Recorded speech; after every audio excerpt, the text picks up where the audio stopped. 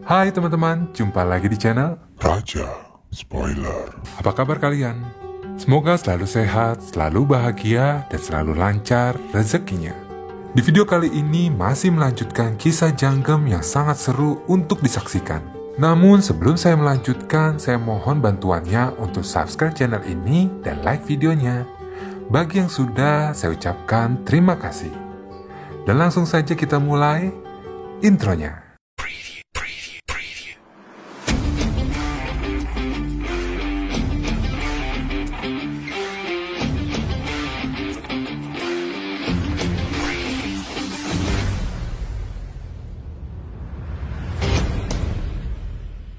Raja Spoiler.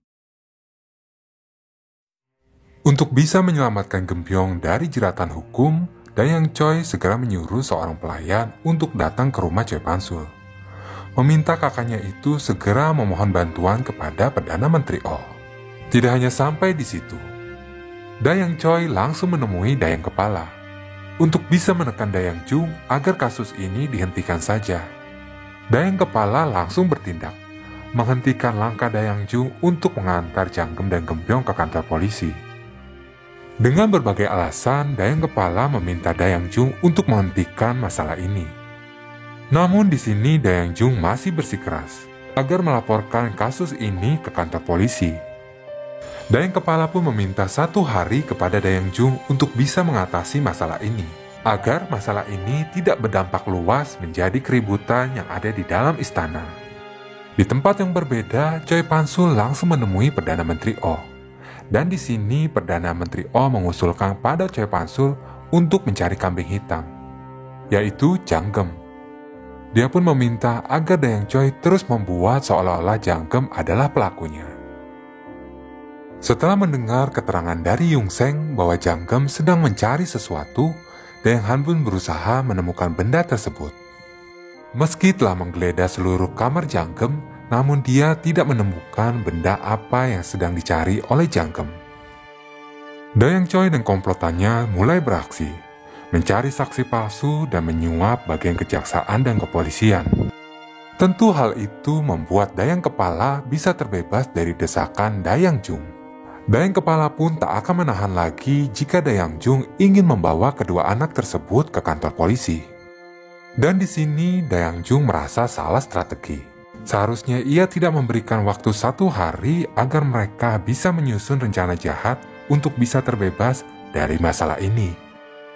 Di tempat yang berbeda, Dayang Han yang sudah putus asa karena belum bisa membantu Janggem terbebas dari masalah ini langsung menemui Dayang Jung.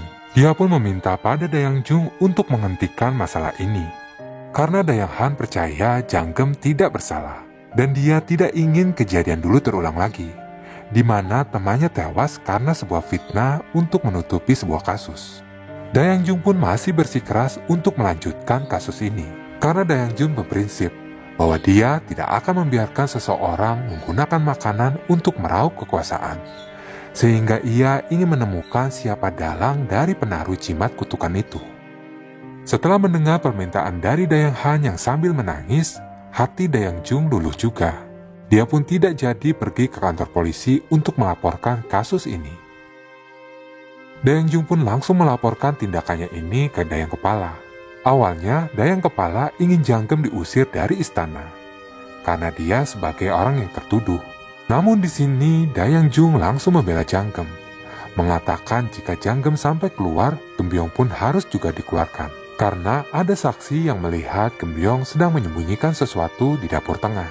Karena tidak ada pilihan lain, Dayang Kepala pun akhirnya menyetujui bahwa kedua anak itu tetap berada di istana.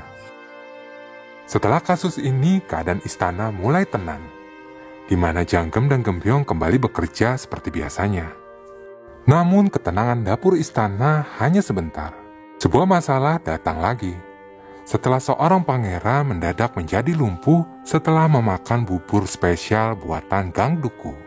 Gang Duku yang juga koki kerajaan langsung dibawa oleh Kepala Qasim untuk diinterogasi. Dayang Jung yang mendengar kasus ini segera menemui Kepala Qasim untuk mencari tahu sebenarnya apa yang terjadi. Setelah mendengar penjelasan dari Kepala Kasim, Dayang Jung pun tak percaya bahwa pelakunya adalah Gang Duku. Namun karena hal ini sudah menyangkut anggota keluarga kerajaan dan tabib pun sudah mulai menyalahkan makanan, Dayang Jung pun tak bisa berbuat apa-apa. Dan akhirnya Gang Duku pun langsung dibawa ke kantor polisi untuk diinterogasi. Tabib yang memeriksa pangeran mulai menyalahkan makanan. Meski makanan itu telah dideteksi dengan menggunakan sendok perak, namun tabib itu beralasan bahwa ada racun yang bisa tidak terdeteksi oleh sendok perak. Dayang Jung, Dayang Han, dan Janggem mulai memeriksa bahan makanan yang digunakan oleh Gang Duku untuk membuat bubur bebek spesial. Namun setelah mengecek bahan-bahan makanan itu, tak ada yang terasa aneh. Untuk masalah ini, dapur kerajaan dan rumah sakit mulai bekerja sama untuk mencari tahu racun apa yang digunakan sehingga tidak terdeteksi oleh sendok perak. Namun setelah dicoba, semuanya masih menunjukkan dapat terdeteksi oleh sendok perak. Saat pelajaran tentang makanan, Dayang Han membahas tentang kombinasi makanan. Suatu makanan yang tidak bisa dimakan berbarengan dengan makanan lain, karena hal itu bisa menyebabkan suatu penyakit. Mendengar hal itu, Janggem pun menjadi kepikiran.